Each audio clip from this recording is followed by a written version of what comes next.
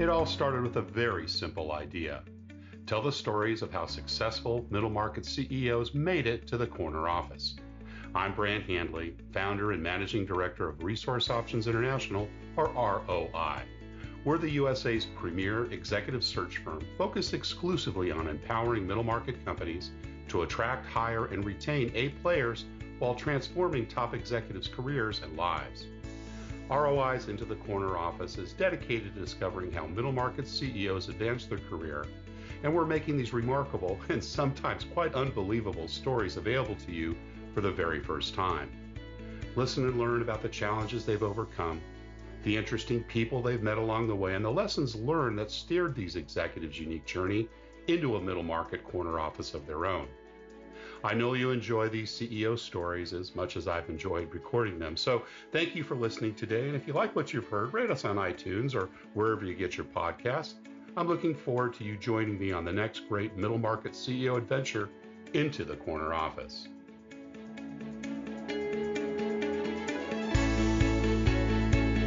Today, my guest is Dave Witsken, CEO of Universal Engineering Sciences. UES is a leading engineering and consulting company that is recognized as the fastest growing AEC firm in the US and Canada. They continue to expand operations with 67 branches in nearly 20 states and more than 3,100 professionals. Most recently, Dave served as the president of BrandSafway's industrial, energy, and commercial business for the United States, Canada, and Mexico.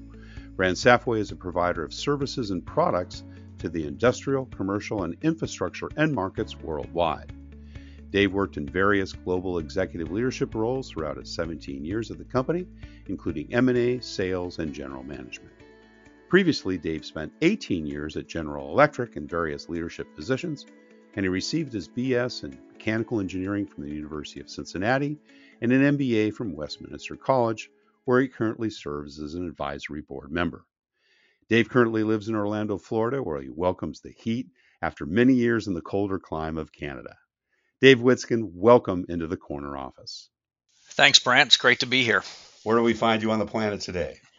I'm in Orlando, which is the headquarters for the UES business. Nice. Well, I'm just down the road in North Palm Beach, having returned here after a summer away. So greetings. I hope the 90-degree weather is soon to escape you up there, but I understand it's been pretty hot and humid this summer.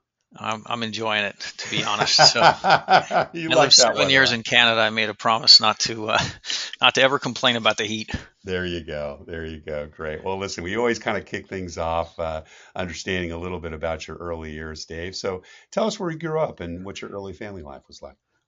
Yeah, thank you. I grew up in a small town just outside of Cincinnati, Ohio. It was a town of about 5,000 people.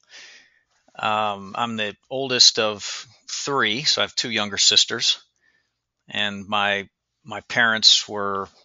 It was a great family to grow up in. My mom could have won a Nobel Prize for being supportive and loving and caring and parent, and my dad was an engineer and went to school at night to get a master's degree, and I think my sisters and I actually attended his graduation, and he was the kind of constant force of pushing us to be better. So it was really a great balance of support and challenge. And both of my parents worked growing up, so my sisters and I could attend private school all through high school. And my parents, really had and instilled strong values. Their word was bond. Honesty was expected. They both really believed in education and hard work and commitment, and especially accountability at a young age. So I really had a great. My developmental years were something I look very fondly on when I look back.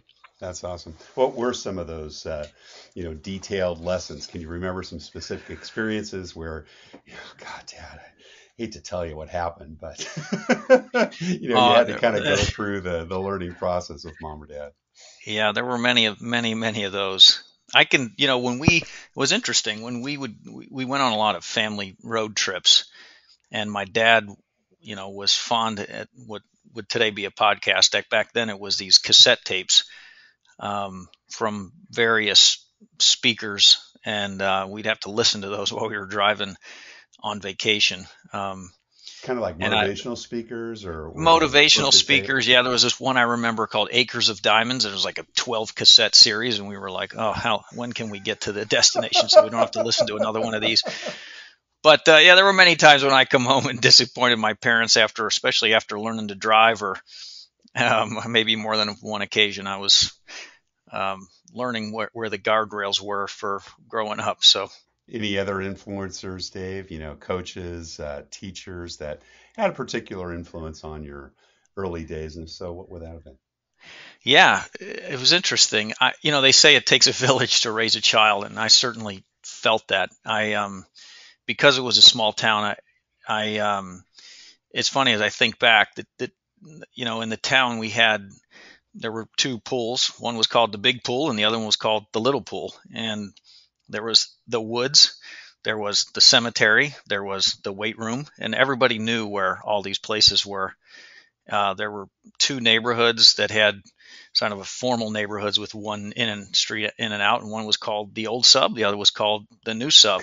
So, and the tennis courts were on, as you might guess, tennis lane. So life was pretty simple, but I think in that sort of environment, which to me was a great place to grow up. There was a lot of the town sort of felt like was raising all the kids. My grandmothers lived in the same town. Both of my grandfathers had passed. And for a long period of time, I lived next door to one of my grandmothers.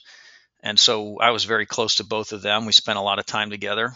I did a lot of chores for both of them growing up. But oddly, in a town like that, my parents knew all of the teachers, all of my teachers and coaches, and sometimes they were at our house for get-togethers.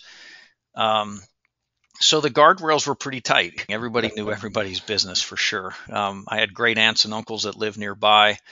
Two of my best friends from age 4 are still best friends of mine from today. And again, there was just a lot of people around the town who knew, our family. They knew myself and my sisters, and there was just that sort of created some level of support, but also some guardrails, and people were always kind of watching over your shoulder. So that was a lot of, I'd say, influence on me growing up. Nice. Were you a good student, Dave? Yeah, I felt like I had to be honest. Fortunately, I was, but it didn't come easy. It seems like I had a lot of homework, and yeah, there were outside of school even there were just a lot of opportunities to participate in the community. There were speech competitions, like on Memorial Day and things like that. There were school plays, community sports, and it just seems like that's what you did when you were a kid. Back then. Did And you as pursue sports and music and theater, do those kind of extracurricular things at school as well? I did, yeah. So my mother's sister is a Catholic nun and an accomplished musician. So she taught all of us to play various instruments. I learned pretty quickly that I needed to seek excellence elsewhere. So what instruments did you give a try early on, Dave? the piano, the guitar, The singing, a few other things, but the standard. I was pretty good at the spoons though. And then I swam. That was kind of my thing. I started swimming at a young age, and which ultimately led to an adult career in triathlons. But at that Great point, sport. swim team Love swimming. yeah. Swimming's just a great exercise too. You continue to swim today? Are you doing triathlons? You mentioned. I did for a while. I did for Yeah. a long time. Not anymore. It was interesting. I do think it's a great sport, but in a 2-3 hour meet, you might swim for 5 minutes. Yeah. Yeah. But it is great exercise. What about entrepreneurial things? Did you have the ubiquitous paper route? Did you sell Christmas cards at Christmas time, or any kind of pocket money? Yeah, well, it was good question. My parents were very supportive about things I needed, but zero support to pay for things I wanted. So I started working at age 12. I first started working at a bingo, when I worked for two of my great uncles. Basically, I was sold drinks and snacks to people playing bingo, and I mowed lawns. At one point I had 10 or 12 lawns that I was mowing. I was a custodian for a small apartment complex, and then when I was 16, I started working at a grocery store as a clerk. So yeah, I mean, work was kind of, again, expected if I wanted to enjoy the finer things of life, which were at that point a pair of gym shoes or something that my parents didn't think I needed, but I wanted. Right. And you ended up going to school locally, right? University of Cincinnati. I did, yeah, I did. Yeah, that was nice. It was because it was not too far from my house, and I had to, pay for my own college, so it was nice that I could still live at home and go to school. And you chose, not too unsurprisingly, the educational background of your dad, engineering. Was that something that you knew early on? Was it something you gave a try and stuck? What led you to that degree? Yeah. So yeah, as you said, my dad was an engineer. I liked math and science in school, and University of Cincinnati was close, and I had a good engineering school. So yeah, it worked out. I actually applied uh, to be an aerospace engineer. So General Electric has a large aircraft engine plant Yep. in the Cincinnati area, and I knew people who had worked there, and I thought that was an interesting career. It As it turns out, I didn't get accepted as an aerospace engineer, but did get accepted into mechanical engineering, and that, as I said, it worked out, and it turns out later I did end up working for GE, but at the aircraft engine facility. But yeah, it mechanical engineering became me. I've started identifying, became a big part of my identity. I met another one of my great friends there on the first day of school, and to be fair, we got each other through school, or maybe rather, he got me through school.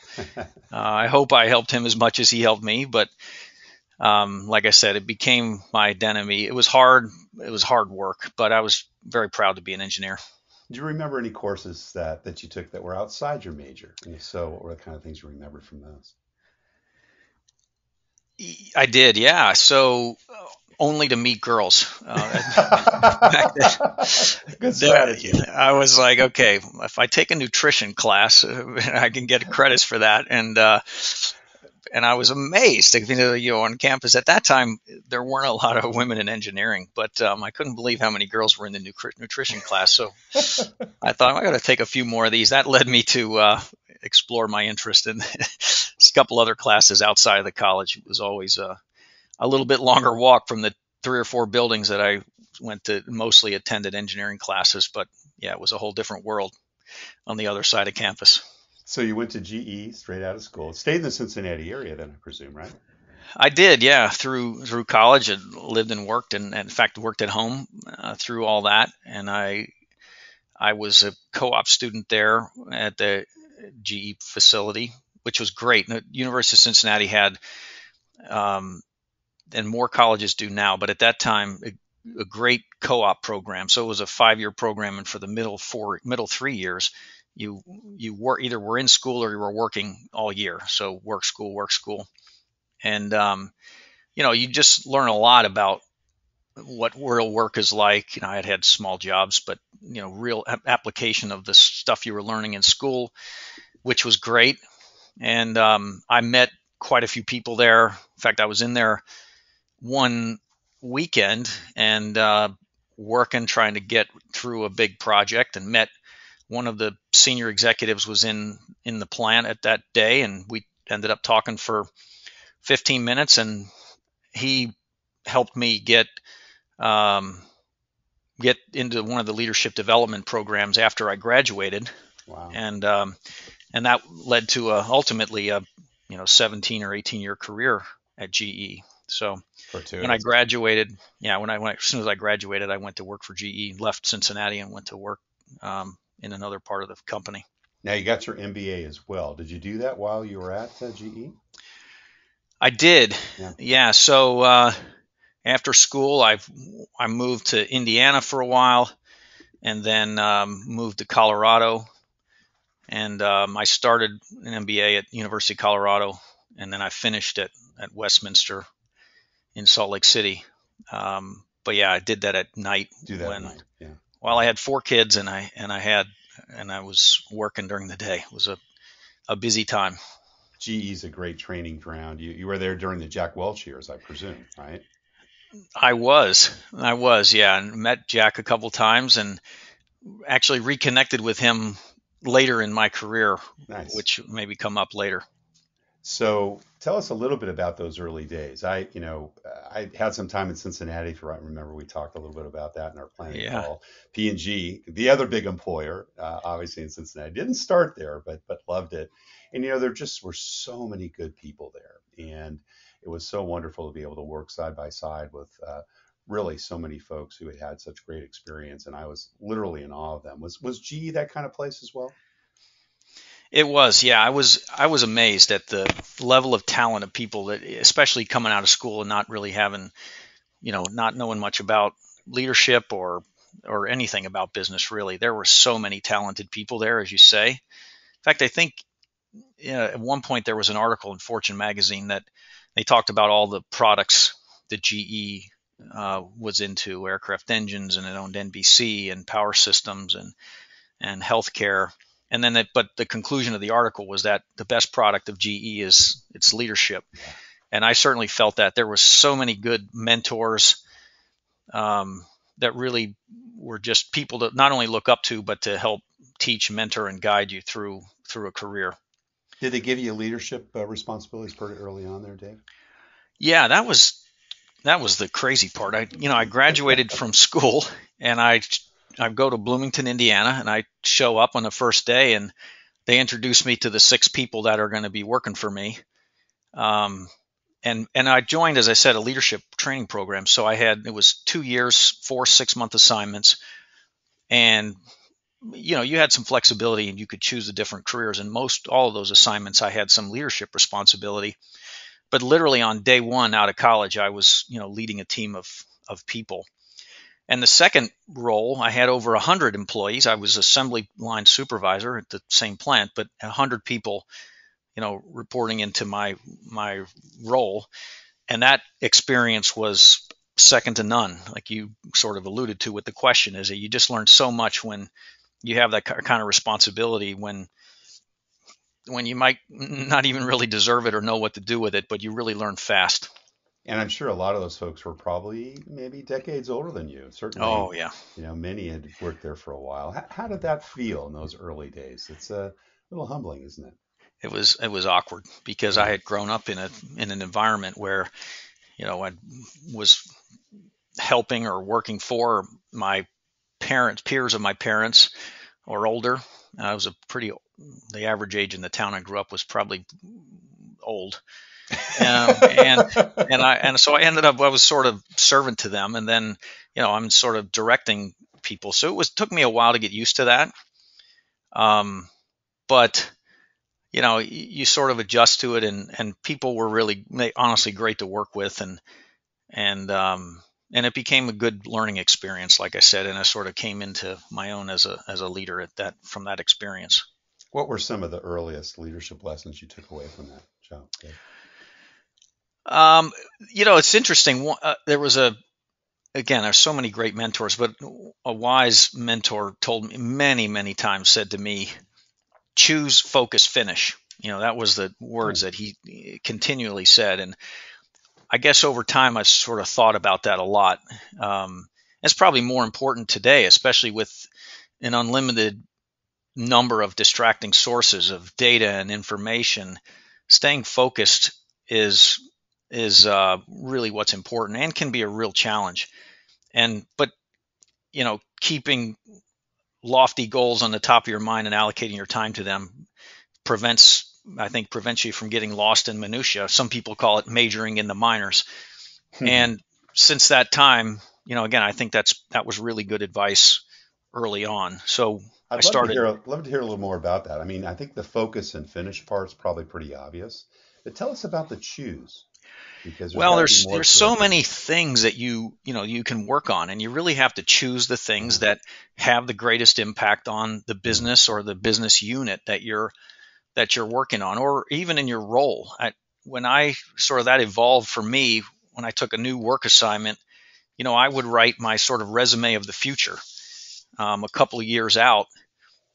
And then I would review it, and I would write pretty tough goals for myself, 3 or 4 things to accomplish. And then I would review it weekly to make sure that I was moving the ball forward on those most meaningful accomplishments. And, of course, you sit down with your boss and make sure that we agree that those are the right things to be working on. But I think as a great leaders are always processing large volumes of information and turning that into a few meaningful actions and ensuring that those actions are delivering meaningful results. And figuring out that formula, I think early in my career was, I believe, helpful in yielding value for me. That choosing is very important, though, isn't it? Because if you choose and then focus and finish the wrong things, boy, that can really slow up your career. Somebody told me once, you've heard this many times too. A lot of people confuse activity with results, but some people said it in a way. Somebody told me once, you can work up a huge sweat on a treadmill, and you're never really moving forward, but you're working hard, but you're never really doing anything that delivers value. So I think, as you said, choosing is critically important. Yeah. Did you have some folks that helped you with that? You talked about mentors earlier. How did you kind of formulate making good choices? Well, of course, some people are more direct than others, but yeah, of course, there's always feedback if you're open to listening, whether you're looking at metrics and kind of across your business or your team and figuring out which plates aren't quite spinning stably on the stick. But I do think that there's always enough guardrails, either people or situations, that kind of let you know when you're not choosing wisely on the things that you're working on. Don't let you get too far down the street, so to speak. You hope not. We talked about mentors, and of course, we've always had a few tormentors along the way too in our careers. Not that you need to name anybody, but were you in situations where you saw certain behavior, whether it was GE or elsewhere, and said, "Boy, that's a good lesson. I am never going to do that or never treat people that way." Would you mind sharing with us one or two of those? Yeah, that's funny too. I guess I will say I've been lucky to have learned far more from what leaders were doing than what to do than what not to do. And I've always tried to stay focused on the positive. I read, in fact, something recently. Someone said leading a business is a lot like parenting, in that your behavior affects everyone and your actions determine how harshly you will be judged later, whether that's fair or not. And so, we all make mistakes. As I've said many times, the last time I walked on water, my hat floated. So I try not to judge, but I would say categorically, sort of the most poor leadership examples that I've seen come from some form of a leader worrying more about what they control than what they contribute, which I think is linked a lot to ego. I think great leaders have a strong passion to drive, but a subdued ego. Or as I said before, just confusing activity with results. And I think if I kind of bucket the examples of things I've watched not to do, it kind of comes down to those two things. Yeah, makes good sense. So 12, 13 years with GE, I think you mentioned that earlier. That's a long career. Procter and GE were very similar in that, you kind of made it above the grade. You're in leadership. You were probably on the rise. But you left and went on to Brand, and we'll talk about that in a minute. But what was the thought process at that time when you finally made the decision to move on? Great question. I was actually at GE for 18 years. 18 years, including my co-op experience. And I had, my career was progressing. I had tremendous opportunities. I lived or worked all over the world and had a number of operational and functional roles. And I, at the time, I was working for a guy who left the company and went to work for a private equity backed company. And, I was working for him, and I enjoyed working for him. And I eventually followed him to to this, by comparison to GE, small company. And I ended up working for him for 15 years, a great mentor in my career. And we and other people accomplished a lot as we continued to grow the business that we went to. But at that, I think in that particular case, I was working for somebody that I knew. It was an industry that was related, but it didn't compete with GE, which I didn't want to do. Right. And so it was but it was different. It was just a great opportunity working for a small PE-backed company, private equity-backed company, compared to a large publicly traded Fortune 5 company was a completely different experience. And, I think ultimately a lot of the thinking was that it will, help round out my experience as a leader with kind of a different environment to work in. And you spent about 17, 18 years there as well. I was, yeah. So I had five major roles there. Two of them were really hard. I was there for, as you said, 17 years. 10 of those years I lived and worked outside the U.S. So had some international experience, and two of those roles were really hard turnarounds, or started off as turnarounds of companies that we had acquired that kind of went south. So I lived in Canada for 6 years, and I lived in Europe for almost 3 years. And it was just a tremendous experience. At the end of that, I was leading a team of over 25,000 employees in many countries, and once again, through that experience, had some incredible mentors. Not just the guy I was working for at the time, who, as I said, was a great mentor for over 15 years, and still is. But also from the private equity firm, one of them held us for quite a long time, and I learned a lot from some of the leaders that were in that organization. Quick compare and contrast, thinking about the lessons learned at GE and, obviously lessons learned at Brand Energy. What do you think were the skills that you used the most, and what did you really have to learn in that private equity owned environment? Yeah, good question. I think, people ask me that when I left, and I think one thing that I kept coming back to is analogy. When you're a kid, you go to the amusement park and they have those rides where, you get in the car and there's a steering wheel and some pedals, and you think, what are they doing? I'm not old enough to drive. How are they going to help me have this responsibility? And then the car starts moving and you step on the gas and you think you're turning the wheel, but then you take your hands off the wheel and you take your foot off the pedal, and the car keeps moving, and there's a rail down the front that keeps the car on track. And a little bit, GE was so well run and well managed with so many good people, and the processes were very well established. It was kind of hard to go off the rails. And that was a little bit like that. When I went to work in a smaller company, I realized that it was easier to break things. And so there's this kind of heightened sense of you have to be more intentional and more careful about your actions, and really think about the consequences, because you have to kind of work hard to break glass in a larger company like that. And I think, as I said, you have to be more aware of what things you can do when you don't have that depth of talent and when you don't have that many established processes in a business. So I think just understanding that difference was key for me, and kind of helped me be successful in a world of what started off as a very small company and then grew. Now, you left as president, and obviously now you're CEO of UES. Same question kind of as before.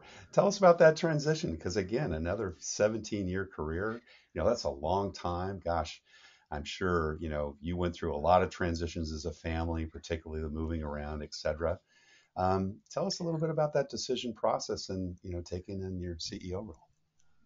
Yeah, so that was it was a great opportunity, and I happened to meet some of the people, the private equity company and the chairman of UES, that really, again, I felt were tremendous people. And I felt like for me, this was just the next stage of learning and development and growth. I think that I do know, and I'm really well aware that throughout the chapters of my life, whether my parents and upbringing, my experience at GE, or my experience at Brand, I think all kind of positioned me really for this role. But I think, early on, having, as I said, my parents had very high expectations of accountability at a young age. And I think that made something that's kind of been with me, and I've sort of learned and observed throughout time, is that, whether you are or not an owner, you have to always act, or should always act, like an employee owner, and you have to be the part before you have the part.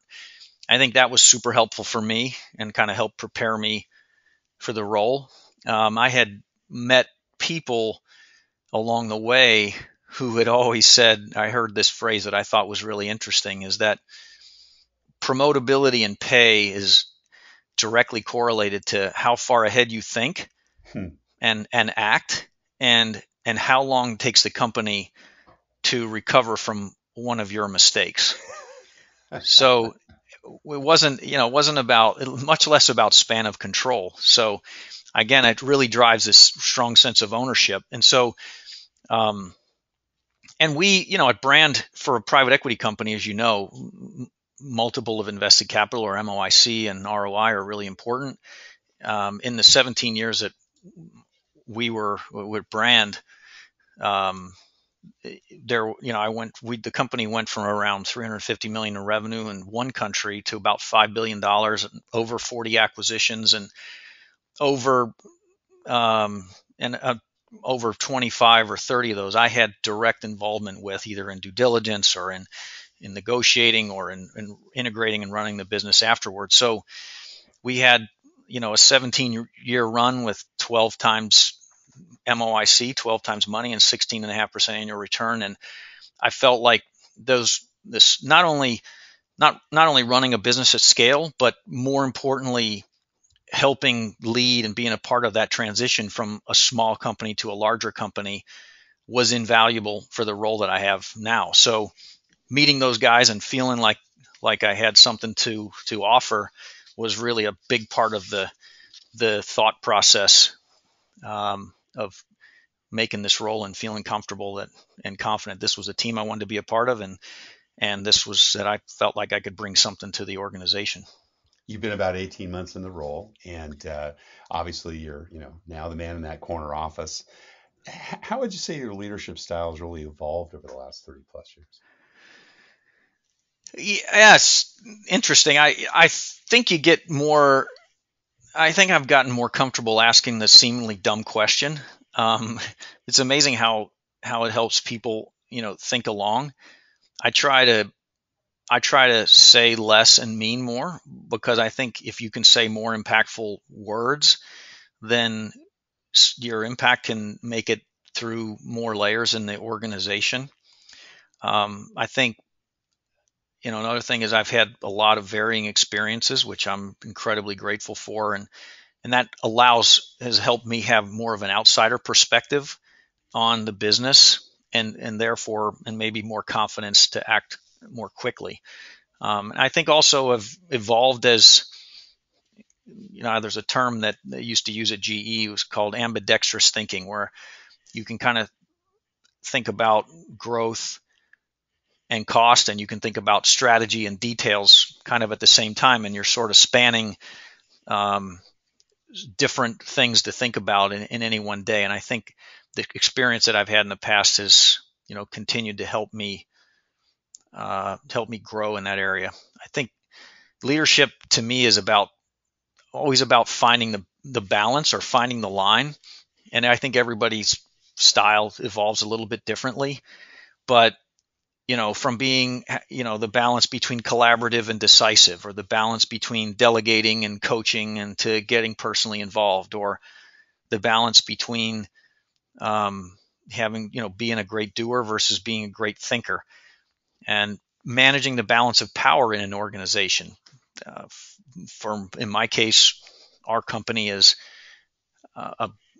branch-based service business, and I think you always have to manage the balance of power between the headquarters and the field, or functions, HR, IT, finance versus the operations.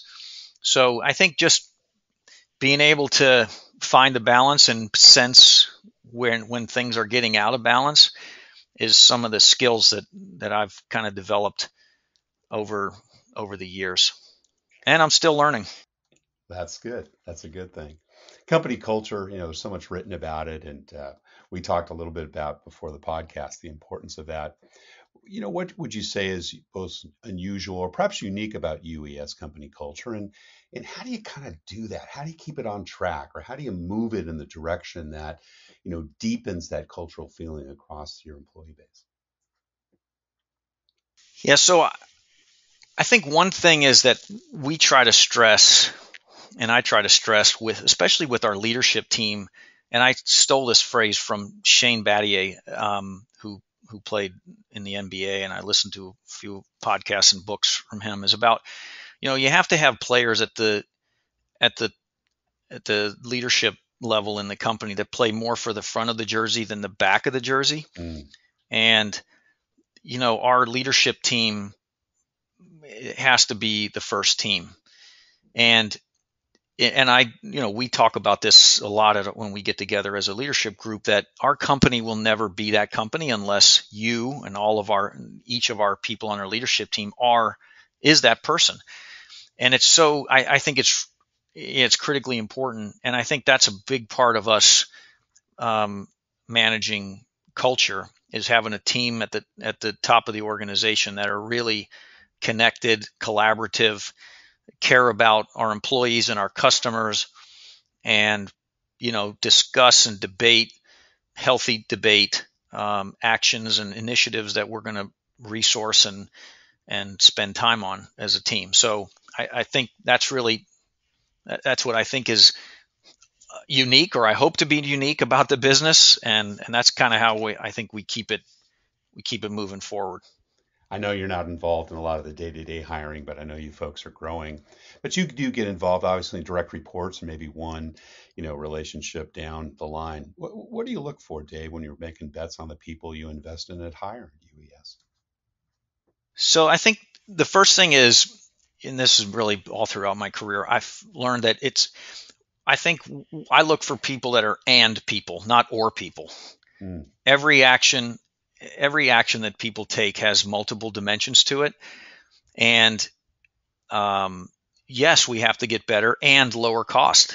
And a lot of people can't think that way, but I think there's a lot of people who are just more successful. And I think the other thing is people that expect to win. Now, whether they got that from their past, playing sports or whatever, so much of, as you know, and we all know, that being optimistic and having a positive attitude and believing you can win is this first step to winning. And, as we talked about before, I think accountability is an important skill set. People that think like an employee owner. And, one of my mentors, we had I was really fortunate to work.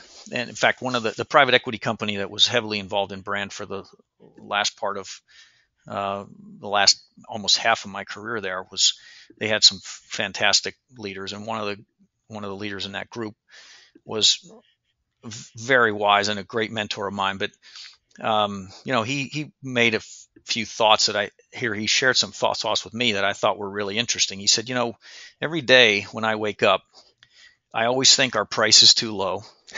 I always think our costs are too high. I always remind myself that the people that we work for are in it to make money. And I need to surround myself with people that know how and expect to win. And I think those are things that really, if you stay focused on, there's good guidelines to think about as you interview people, or as you're thinking about your own development, to make sure, like we talked about earlier, you don't get too far off the ranch. Do you have a favorite interview question or perhaps process that you like and really helps separate the wheat from the chaff from folks that are going to join UES? I have a favorite book that I like that walks about. It's the book's called Who, an interview, their method for hiring, or an interview guide. And I like when we talk to people about this, especially their last 3 or 4 jobs, maybe their last 5 to 10 years in their career. Really understanding what were they hired to do, what accomplishments are they most proud of, what were the low points in that job, and then who were the people they worked with, and then why did they leave that job. It's amazing if you just talk to somebody about the last 2 or 3 jobs and you ask those questions. It's amazing how much you can learn about them and assess their skill and will for the job you're looking to hire them for. Yeah, great stuff. Well, Dave, you've been very generous with your time, but we're just about out of it. But we always have one last question we ask all our CEO guests, and that's, what kind of career and life advice would you give someone that maybe has their own eyes set on the corner office someday? Yeah, I think you got to take the hard job. I think sometimes the harder jobs you can learn 5 times the learning in half the time. And I say this a lot. Any kayaker can navigate. It's easier for a kayaker to navigate a full river, but when the water's down and there's a lot more rocks, it's a lot tougher, and you need more skills to navigate the river. And I think a lot of times, great markets or a lot of momentum can destroy creativity and skill development. And people are like tea bags. You and they never really know what's inside them until they're in hot water, and that experience can be really useful. And I benefited from that, and I think it helps you develop your skills more quickly. Sage counsel. Dave Witsken, Chief Executive Officer of Universal Engineering Sciences, thank you so very much for sharing your journey into the corner office. Thanks, Brent.